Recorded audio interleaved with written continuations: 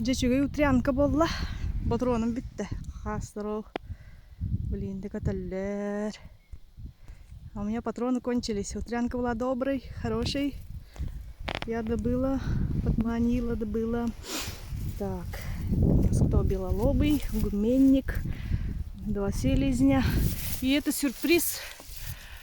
Я увидела, как он сел, подстрелила.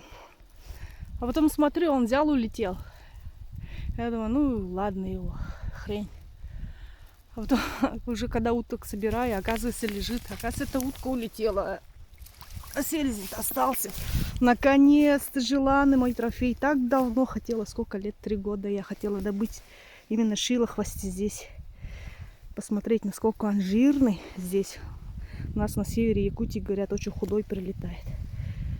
Посмотрим. Наконец-то шилохвость. 3 года охочусь здесь. Еще не добывала, вот добыла. И он там еще чернеть лежит. Заберу и домой. Патронов-то нету. А время всего 6:50 утра. До 8 сидела бы. Хотела сидеть. Ну а что? Ночь была прохладной. Немножко замерзла.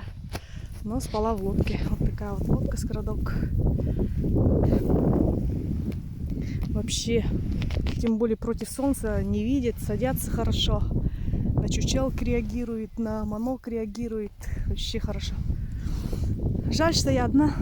Никто не хотел со мной ехать. Вот. Ладно. Скоро еще приеду. Днем приеду уже. 3 часа уже буду здесь, наверное. Хочу спать потом. Хочу спать. Прям в лодке.